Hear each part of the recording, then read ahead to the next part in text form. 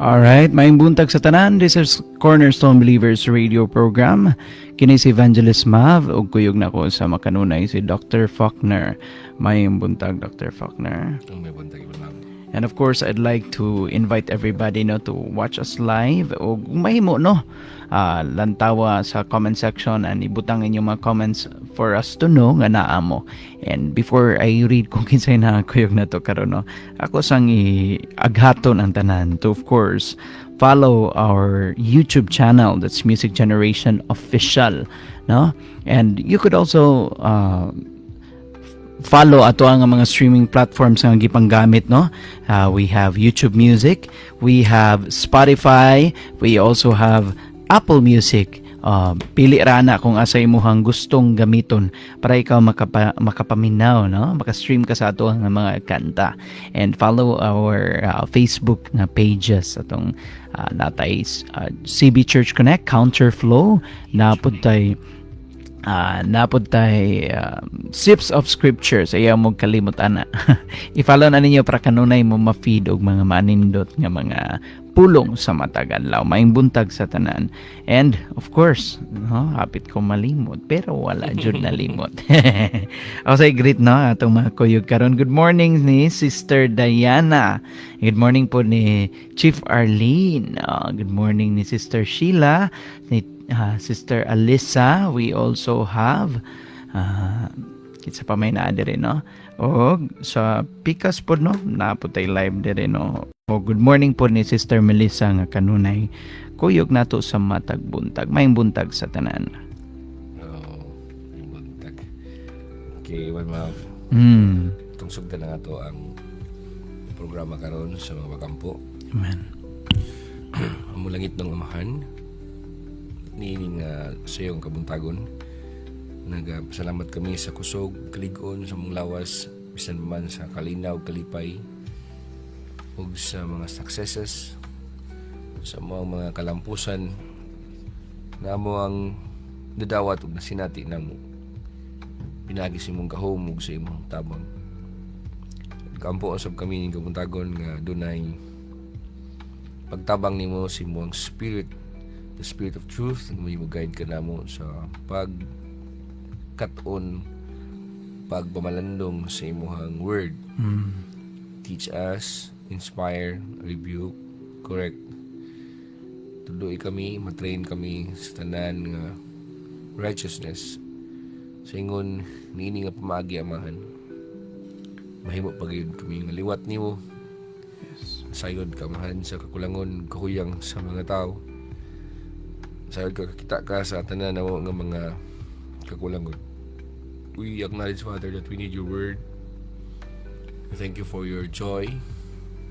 Thank you sa amoang mga madawat karon nga mga pagkaon sa amoang soul.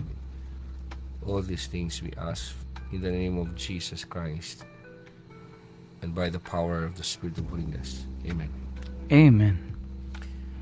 Okay, Ivan Mav, na karon sa chapter 10 sa Exodus, verse 1 to verse 9. Ako na ito yung breakdown, Ivan Mav.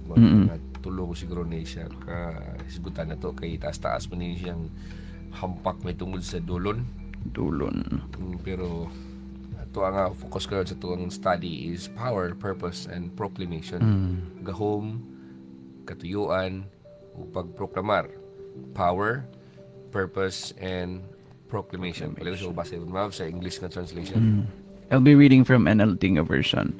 Then the Lord said to Moses, "Return to Pharaoh and make your demands again. I have made him and his officials stubborn, so I can display my miraculous signs among them. I've also done it so you can tell your children and grandchildren about how I made a mockery of the Egyptians and about the signs I displayed among them. And so you will know that I am the Lord." So Moses and Aaron went to Pharaoh and said, "This is what the Lord, the God of the Hebrews, says. How long will you refuse to submit to me? Let my people go so they can worship me. If you refuse, watch out, for tomorrow I will bring a swarm of locusts on your country. They will cover the land so that you won't be able to see the ground. They will devour what little is left of your crops after the hailstorm, including all the trees growing in the fields. They will overrun your palaces and homes, the homes of your officials and all the houses in Egypt. Never in history of Egypt have your ancestors seen a plague like this one. And with that, Moses turned and left Pharaoh. Pharaoh's officials now came to Pharaoh and appealed to him. How long will you let this man hold us hostage? Let the men go to worship the Lord their God. Don't you realize that Egypt lies in ruins? So Moses and Aaron were brought back to Pharaoh. All right, he told them, go and worship the Lord your God. But who exactly will be going with you? Moses replied, we will all go, all of us, young and old, our sons and daughters, and our flocks and herds. We must all join together in celebrating a festival to the Lord.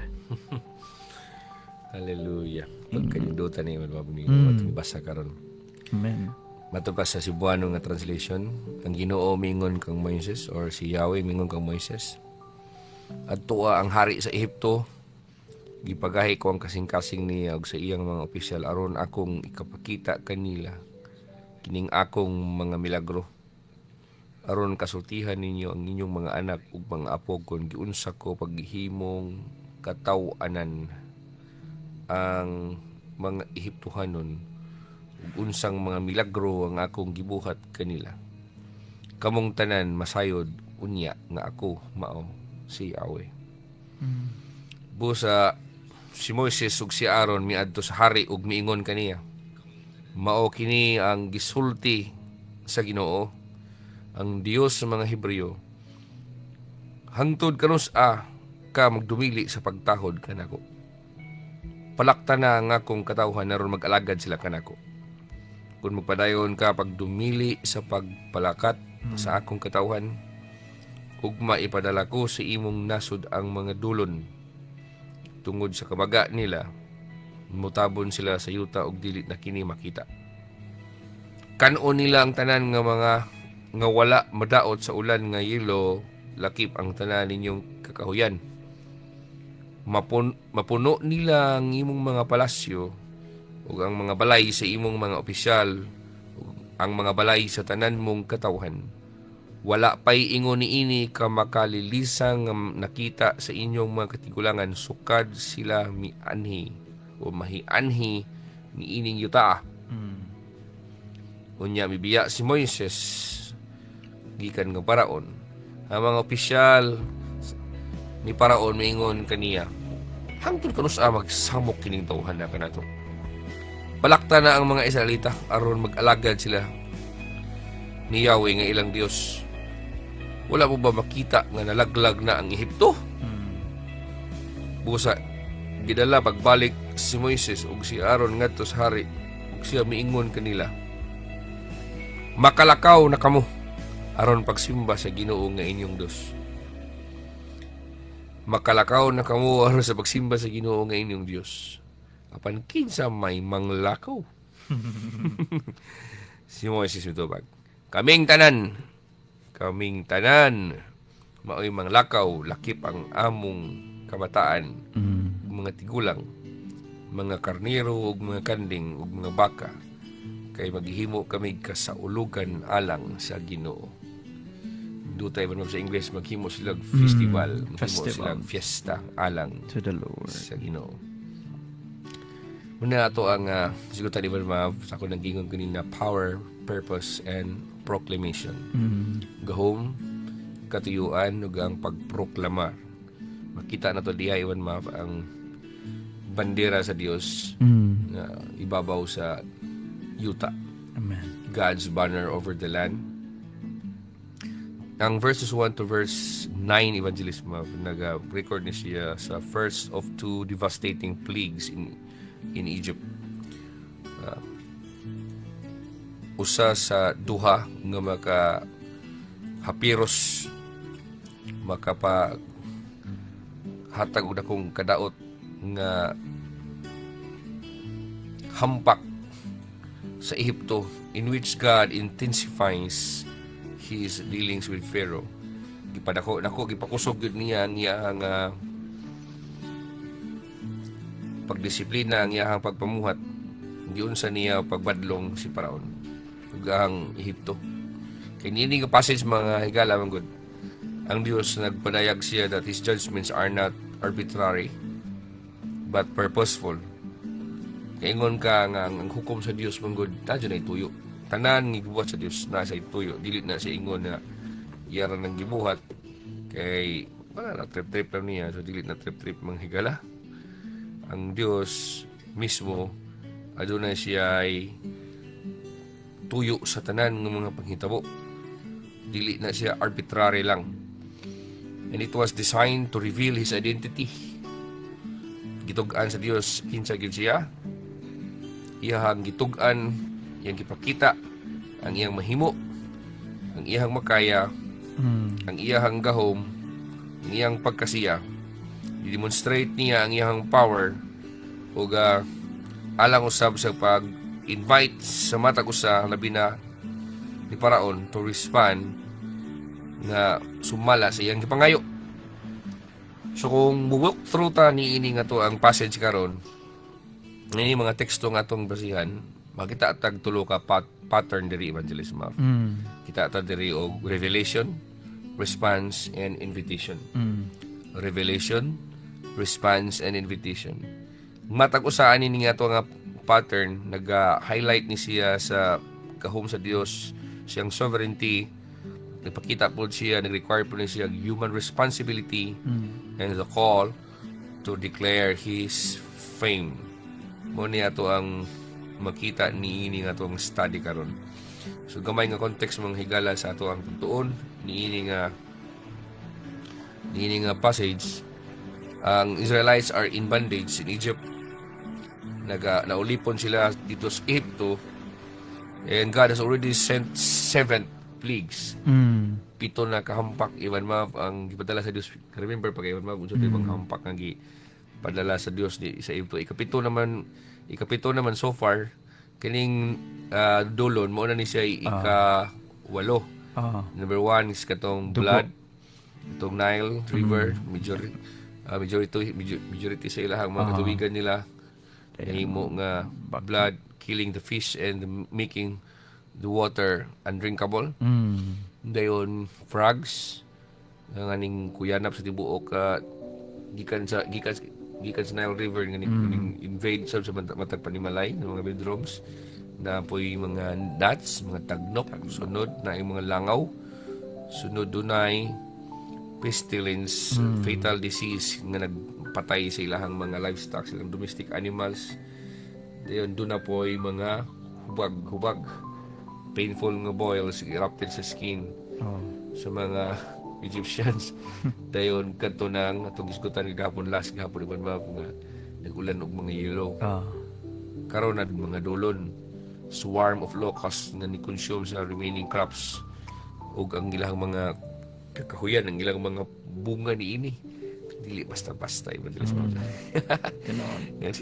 Kita na to diri nga katong 7 ka so far nga napadala sa Dios, culminating na to sa failed negotiations and increasing pressure on Pharaoh. Kaya ikaw hari ani man mo sa bation man na 7 na kahampak so far, damaging din kayo sa yung reaction na.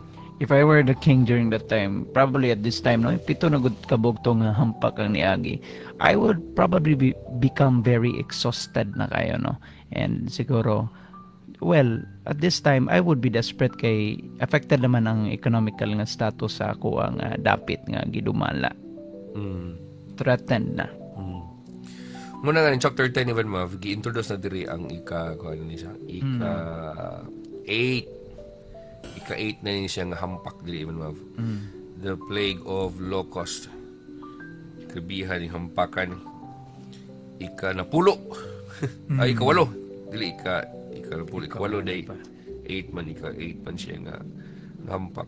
And with God, again, directing Moses to warn Pharaoh and to reveal sa iya nga karakter. Dajoy, kuwan ma, tuyo ang Dios. Itug-an bitaw niya, kinsa gyud siya. Lisod mong ginang nagpadala lang Diyos sa kampak kay para lang maglingo-lingo sa iya praktisan ang Ehipto sa iyang gahom dili na si tuyuhan na. And God warns that He will harden Pharaoh's heart and that Pharaoh will not let the people go unless the Lord intervenes. And ang mga hampak diri nga kita especially kini karong ikawalo mo-serve ni siya sa musilbi ni siya sa pag-intensify iwan mab sa iyang judgment, but dili lamang pod sa pag-intensify but also to reveal His sovereignty and plan for Israel's deliverance. And kung study po kanini mga higala, daghan po kag makita nga mga themes dinhi apilaan niya ang supremacy sa Dios over sa nature. Ang Dios kung may magbuot way makapugong niya kung iyo pang baliktaro ng bukid ibalik dagat na karon dayon. Supreme ang Dios, sovereign ang Dios sa kanang kinaiyahan. Kita po nimo ang warning sa Dios to the nations. The Pharaoh's stubbornness versus God's purposes and the unfolding path toward revelation.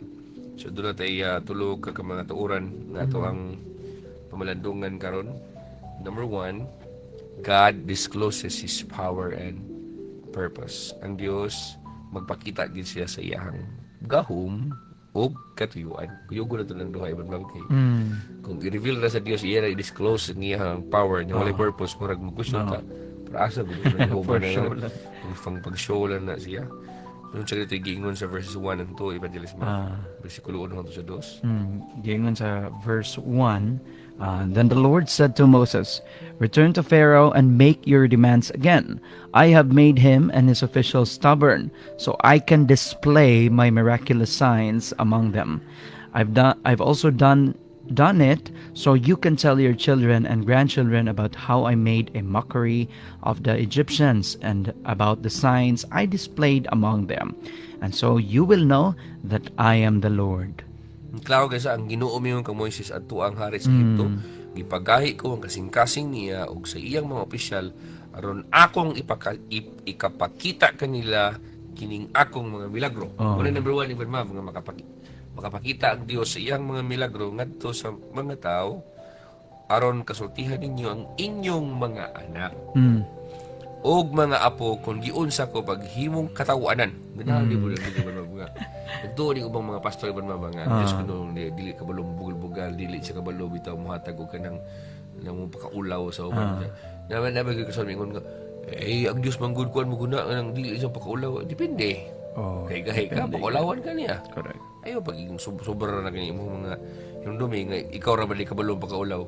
Ha? Mo. Tawag siya even og God of all. Diyos sa tanan. Amen. Kumingon kag may kang pagkaulaw, mas layo ra ka kung ang Diyos mo pagkaulaw. Mo ningon ang Biblia nga aron himuon ko silang katawanan. Himuon ko katawanan ang mga Ehiptohanon. O gipakita usab sa Dios ngadto sa mga tawo kung unsang mga milagro nga iyang nabuhat kanila. Kamong tanan matod pa sa Biblia sa bersikulo 2, kamong tanan masayod unya nga ako mao si Yahweh. Mo gani siya kita ni mo that God intends to reveal His signs, His powers, His miracles, His wonders to Pharaoh and all Egypt so that subsequent generations will remember His might. Aron masayod ang nagsunod nga henerasyon, aron makadungog sila sa istorya, sa proclamation sa nahimo sa Dios. So, kita ito even that God's actions are not random. Dili they random even dili tali ingon nga buhat-buhat lang na sa Dios ningon ana kay one lang or personal whim lang niya. Kun dili ganahan gyud siya nga ma-display ang iyang purpose ang iyang power. They are purposeful man good. Purposeful nga demonstrations of His authority and power over creation and rulers. Bisa pagkinsa nato diri nga mga naigahom mga dunay otoridad sa panggobyerno sa kalibutan angay tang magtahod sa Dios kay ang Dios mo'y pinaka labaw sa tanan. Amen. The revelation is both theological. Pag-ingon ipalayag sa Dios who God is. Theological na siya even na pag-ingon butag what His name will what His name will declare to the nations. Tawag po rin siya og missional. Theological and missional. Kay ganahan siya nga mahibalaan po siya sa mga katawan sa kalibutan kung kinsa gyud po siya. Dili lamang who God is, but what His name will declare to the nations. So kung ato ni tagaan, pagtagad ni nga mensahe mga higala, when God permits or sends hardships, kung ang Dios gani magtugod siya nga naay mga kasakit mo abot nimo, maglisod kag kaon, maglisod ka og katulog, maglisod kag lakaw, maglisod kag tindog, maglisod ka og kaliko. Timan ini. It serves a larger purpose beyond the immediate moment. Na ana siya katuyuan. Ngano man kang naglisod ka sa financial, ngano man kang naglisod ka sa physical, ngano man kang naglisod ka sa intellectual, kanang tanan aduna na siya'y dako-dako nga purpose, dili lamang kutob sa imuhang kasakit nga nasinati karon kay mga tamingon tabangi ko pastor, kay nainani ko pastor, loy kay ko pastor, sabta usa ang tanan nganong nainana ka. Pamalandungin na siya tungod kay ganahan ang Dios nga ipakita ang iyahang karakter. Gusto siyang makailaka niya. Ug ganahan usab ang Dios nga set niya ang stage for greater glory. Na apay mas dako ang katuyuan ng Dios dili lamang sa imong nasinati karon.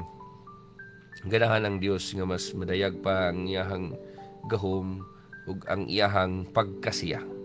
Ilha ang Dios, gusto siyang makailaka niya.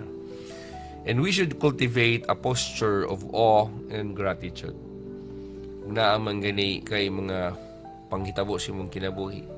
Kung giunsa ka pag-anam-anam sa Dios ug sulbad niya ana, angay kang magpasalamat kaniya, angay kang magdaig ug musimba niya. Recognizing that God's plans extend beyond our immediate circumstances. Yes, di medyo kalikaya ni Mav nga naam gilbutay mga namang mga experiences usay or mga circumstances makaingon ka nga gigid lami sa ato ang kahimtang adlaw-adlaw makahasol kayo ba makaguba sa ato ang mga kalipay. Pero ayog kalimot nga ang plano sa Dios mulagbas pa ni anang imuhang nasinati karon. Kung naam gani kay nasinati karon nga mga kasakit, ayaw pagunahuna nga kutob lang diha. Kutob ra diha ang plano sa Dios, dili napay mas nindot ang Dios, napay mas nindot nga plano ang Dios kaysa sa imuhang bati nga kasakit karon. Angay lang kang magpaubos giniya, sangpita siya, takura siya aron nga mausab ng imuhang kahimtang nga mga bati. So muna siya angay nimo nga kanunaon revelation. Ang Dios gusto siya magpalayag sa iyang pagkasiya, labi na siyang power tungod kay naa siya purpose niya ng tanan. Gusto siya nga masayod ang tao kung kinsa siya, unsa siya, ug unsa gyud mahimo sa iyang ngalan ug gahom sa tanang mga katawan. Number 2, Evangelist Mav, response. Ngayon tag response, Evan Mav, makita ito diri that human rebellion means divine restraint. Bisig unsaon pa di ay gyud og rebelde sa tao, na yung kingon Ibn Mav nga makakita rin siya katapat, makahanap ng katapat Ibn Mav. Kaya ang Diyos God mismo moorgi maghatag ni pagpakgang. Kung siya gingon sa verses 3 to 8 Ibn Mav. Gingon sa 3. So Moses and Aaron went to Pharaoh and said, "This is what the Lord, the God of the Hebrews says. How long will you refuse to submit to me? Let my people go so they can worship me. If you refuse, watch out, for tomorrow I will bring a swarm of locusts on your area. They will cover the land so that they won't be able to see the ground. They will devour with whatever is left of your crops after the hailstorm, including all the trees growing in the fields. They will overrun your palaces and the homes of your officials and all the houses in Egypt. Never in the history of Egypt have your ancestors seen a plague like this one." And with that, Moses turned and left Pharaoh. Ato pa sa Biblia nga si Moises ug si Aaron kuno miadto sa hari ug mingon sa hari. Mao kini ang gisulti sa Ginoo ang Dios sa mga Hebreo. hangtod kanus ka magdumili sa pagtahod kanako. Sus kaning pangutana ibon man kaghanang maigo ani ano sa diri sa Pilipinas, hangtod kanus ako no ka way tahod sa Dios. Matod pa ni Moses, palakta na ang akong katawhan aron mag-alagad sila kanako. Kung magpadayon ka pagdumili sa pagpalakat sa akong katawhan, ugma ipadala ko sa imong nasud ang mga dulon.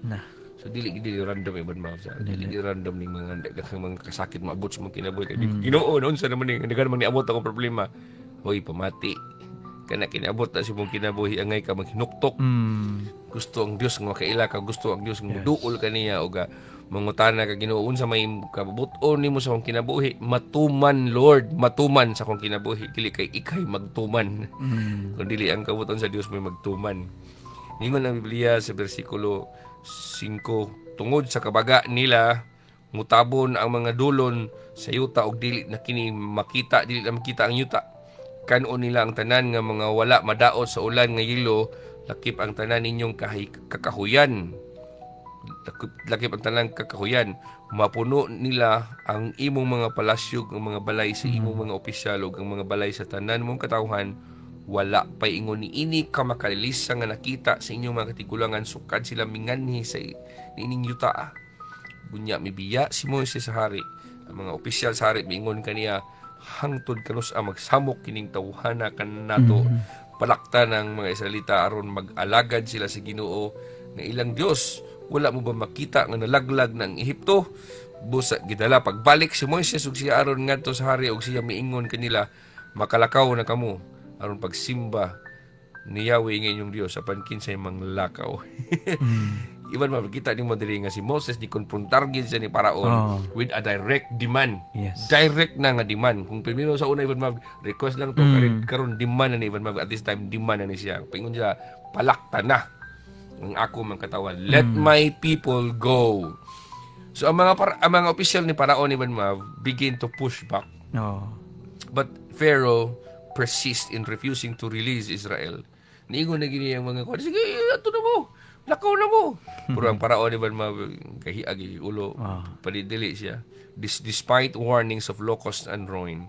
So, ibong lang taon ni mo ng pamalandungan ng passage mga higala kaning versikulo 1 to suggest sa Exodus. Versikulo 1 to sa 9. Ang mga hampak, kita nato diha so far, nag-function siya ingon nga test of allegiance and loyalty. Anong pangutan na bita si Paraon ba mo submitar na bagid sa Dios or magpabilin ni gipon siya ang magsigig hinambog sa iyang otoridad o gahom isip nga hari sa Ehipto. So the narrative highlights the stubbornness of the human heart when confronted by divine authority, even as God provides opportunities to relent. May na nga usahay ipakita sa Dios ang mga kasakit ug mga hampak sa kinabuhi aron na ibutyag sa Dios ning kagahi sa kasing-kasing sa tao. There are people even sometimes makaingon nga mga humble kaysa nan, pero kung naanay mga circumstansya makaingon kag gahi dili sila mga bulala, mga arrogante din ni abi natog humble dili man di ay. So ang akong ganahan sa Dios even kay iyang ibutyag ang tanang tinaguan nga kasing-kasing sa tao. Iyang ipakita gid kung unsa gid ang tinuod nga attitude sa tao. Attitude ba gyud or ang murag attitude? Kay ang Ginoo dili na siya mauwat, even di na siya mauwat-uwat na to. So I hope nga ato ni mapamalandungan nga mensahe mga higala, because our culture often resists God's command under the guise of autonomy or political control. Yet sultian mo nako nga ang tinuod nga kagawasan comes from obedience to the Creator. Ang tinuod nga kagawasan, ang tinuod nga freedom nato, dili na mingon ta nga walay gasugo nato nga Dios, nga wala tay buluhaton, nga wala tay voluntaryo sa mga ministries o sa mission nga gipabuhat sa Dios nato. But ang tinuod nga kagawasan kanang nituman ta sa gipabuhat sa magbubuhat nato sa Creator nato. Mao ni tinuod nga kagawasan. Because in our lives natay Pharaoh-like tendencies. Mura po si Paraon kunuhay sa tuwang tinuod ng kinabuhi. Ganang naay batasan na to bitaw nga mukalit lang show up as rationalizations, pride, self-protection, makita na siya nga hinungdan mo hinder siya sa God's purposes. Rason po ta, lugar po ta kay labi na iwan mab kung po tag social status, po tag financial status, dengan tag kwarta, may tagdungog sa komunidad. Atong una-una na to, dili na ta vulnerable sa hampak sa Dios. Pero ang nakakuya iwan mab kay sa usa lang ka snap sa finger sa Dios, sa usa ka love tick siyang mingon siya, hukasan ka na ko tanan, hutdon ako na tanang mga bandin mo, patin lang iwang kusog, walaon ako na kung problema iban mab. So ako tambag na ako nimo ning kabuntagon ko na mati ka, sanong sa calling sa Dios, kung unsay pag-istorya sa Ginoo nimo, unsay minsay sa Dios, unsay gipangayo sa Dios nimo, pasimbahon ba ka, palagaron man kaniya, pahatagon man ka, paserbisyoon man kaniya, ayaw gyud reklamo, ayaw gyud balibad kay kung ang Dios may maglagot base og mamahay gyud kas tibok nimong kinabuhi. Katapusan mga higala, invitation. What's the number 1 gani Ivan ma'am? Number 1 is God discloses His power and purpose. Number 2, A response, which human rebellion meets divine restraint. Okay, number 3 Ivan ma'am, invitation. But pasabot, mercy and mission go hand in hand. Ang kaluoy sa Dios ug ang mission magkuyog na silang duha. Dili kay kutob ra kang kaluyan, dili wa kay mission. Kada ko ang problema sa mga tao sigung Ginoo, maluoy ka kanako, kaluoy kami kung tibuok kalibutan. Yung kaluyan din unsay mission ni malighuman kung kaluyan ako. So kita na to sa verse 9 Iwan Mav. Si di ba gipangutana si Moses sa Paraon, kinsang may manglakaw. Okay, pwede na mo makalakaw, magsimba mo sa inyong Dios, pero kinsang may manglakaw. Kinsang manglakaw. Usay ang tubag sa nato yung nga, moadto ko dito kay musimba ko. Imo mga apo ayras lang apila, imo mga anak ayras lang apila. Sayop ka. Sayop ka. Ang tubag ni Moses diri sa pangutana ni Paraon kuno nga kinsa man kuno musimba dito sa Kamingawan. Ang tubag ni Moises, kaming tanan. Kaming tanan. Ako, mga tigulang, mga minyo, mga batanon, hantos mga bata, kaming tanan, manglakaw mi, kay manimba mi sa Dios. Apil gani ang mga karnero, mga kanding, mga baka, kay maghimo kuno sila fiesta, maghimo sila kasaulugan alang sa Ginoo.